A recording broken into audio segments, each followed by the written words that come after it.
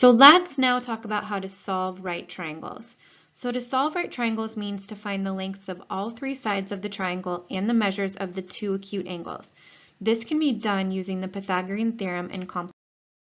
So when we're asked to solve a triangle, we need to find all the values of the missing sides and the missing angles. So here's how we'll do this. You will need to use the calculator at some point for this. So notice we're in terms of degrees, so they've given that as 35 degrees. I need to find this missing angle. So I can find that missing angle by knowing that all of the angles of a triangle will always add up to 180 degrees. So I've got, let's see what's left. So I know that angle B is going to be whatever's left. So we've got 180, take away 35 degrees and 90 degrees. And when I do that, I'm left with 55 degrees. So I know that this angle here is 55 degrees. And again, I already know because that's a right triangle that that's 90 degrees. So now I have the values of all three angles. So now what I need to do is find the values of the sides. Once I find one side, then I can do a squared plus b squared equals c squared.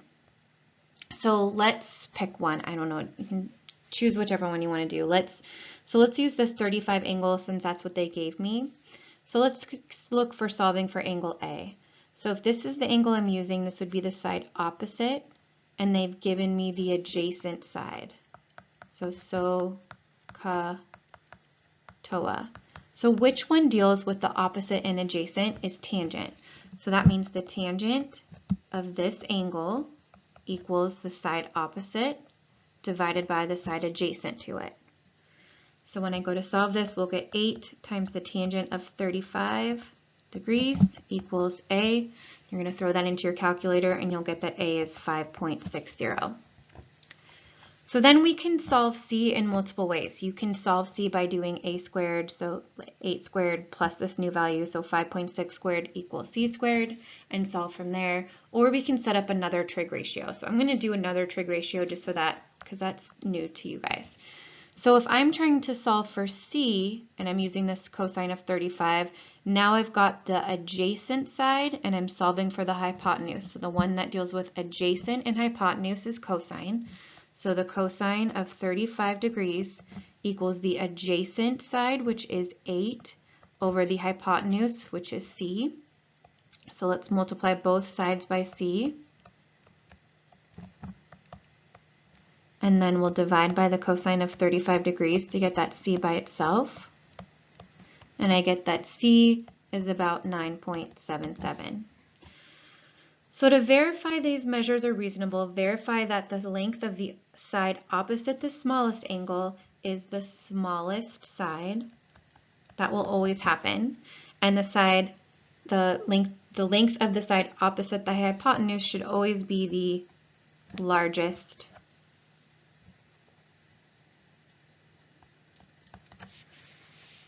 I should say angle. Or it should be the largest. So let's see. We've got 90 degrees goes with the largest side, which is 9.77. So that hypotenuse should always be the largest. Smallest angle, so 35 is the smallest angle. The side opposite 35 was A, which we found was 5.6, which is definitely the smaller of the three values. We've got 8, 9.77. So that verifies out. Okay, so now let's just keep on going with these word problems. Use the right triangle below to solve for the triangle. Round lengths of the sides to 2 decimal places and the angle measured to 1. So I know 2 of the sides, but I don't know the hypotenuse. So to find the hypotenuse, I can use that a squared plus b squared equals c squared. So 7 squared plus 4 squared equals c squared. 49 plus 16 equals c squared.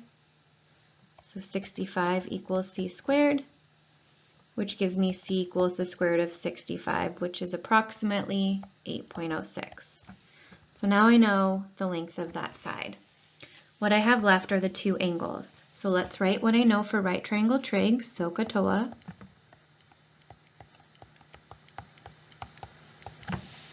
Okay, so let's start with angle A.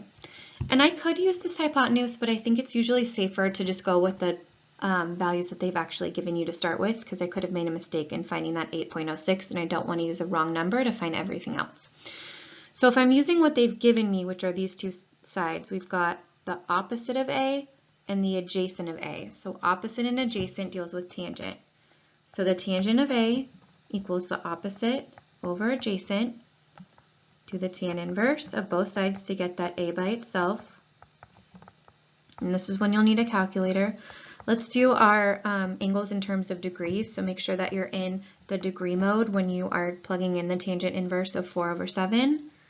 And when you do that, you're going to end up getting that A is approximately 29.7 degrees. So now to find angle B. So if I'm looking at angle B, I have the opposite and adjacent. So tangent again. But now the opposite side for B is 7 and the adjacent side is 4. So do the tan inverse of both sides.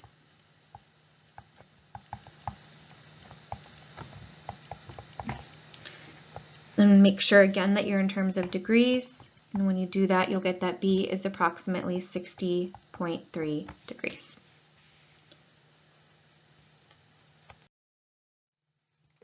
Okay, so let's look at some more examples. A surveyor can measure the width of a river by setting up a transit at a point C on one side of the river and taking a sighting of a point A on the other side.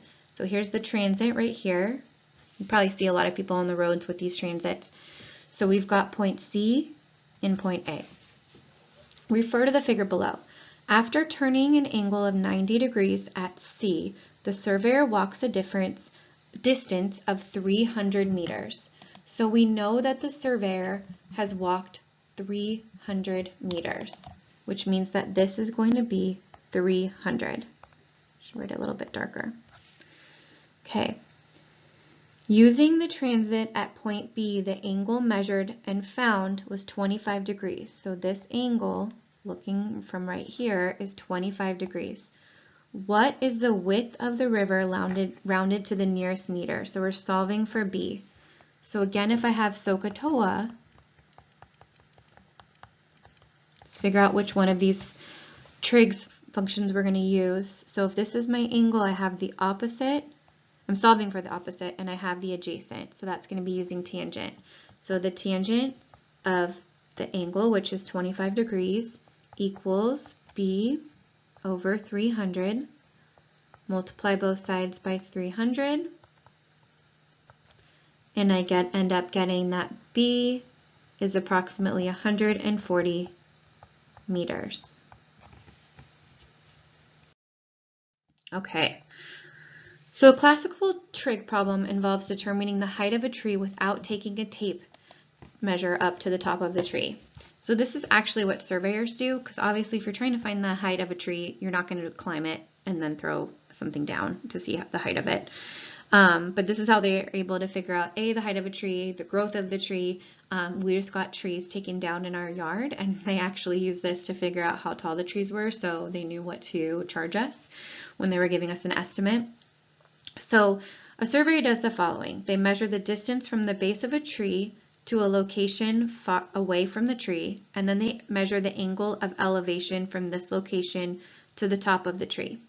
So angle of elevation is here. So if you've got your triangle, elevation I always think is up, so you're looking, so here's the ground, here's I'm looking up, so that angle of elevation is here.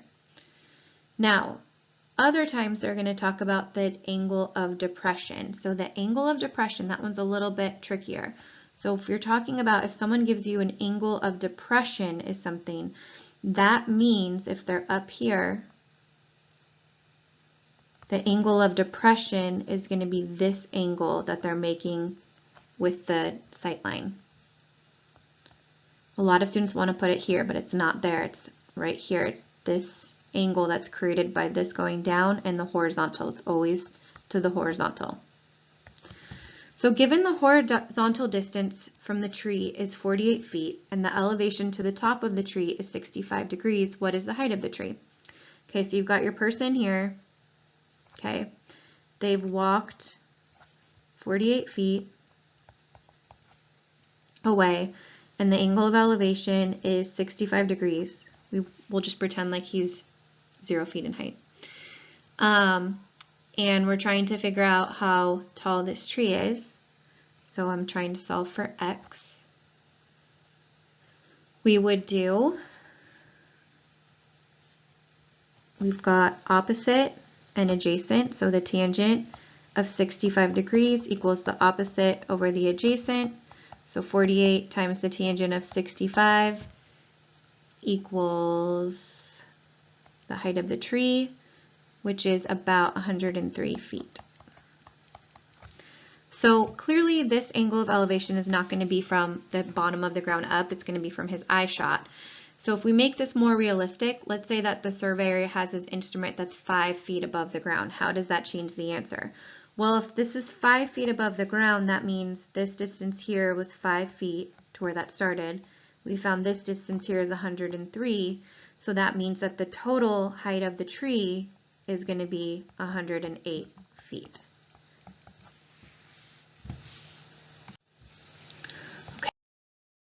Okay, so let's do a few more difficult ones. We've got 2 left. We're going to kind of kick up the rigor a little bit. So let's say we're trying to solve this. We've got from the edge of a 1,000-foot cliff, so straight up is 1,000 feet. The angles of depression of 2 cars in the valley below. So let's draw my cars. That is not how a car looks, but just bear with me.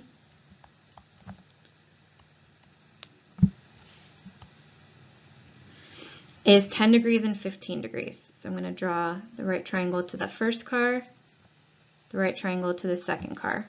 So angle of depression, remember, is always to the horizontal.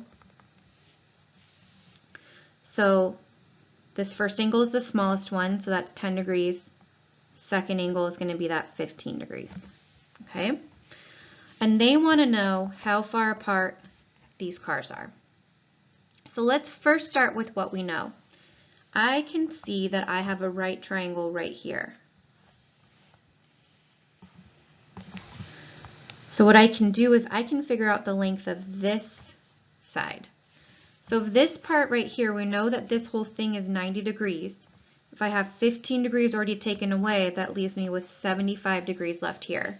So I can find the value of A by using the tangent function. So the tangent of 75 degrees equals the opposite, which I've called A, over the adjacent. So 1,000 times 75 degrees or tangent of 75 degrees equals A. So I get that A is about 32 feet. So now what I can do is erase that A and I can replace it with 32.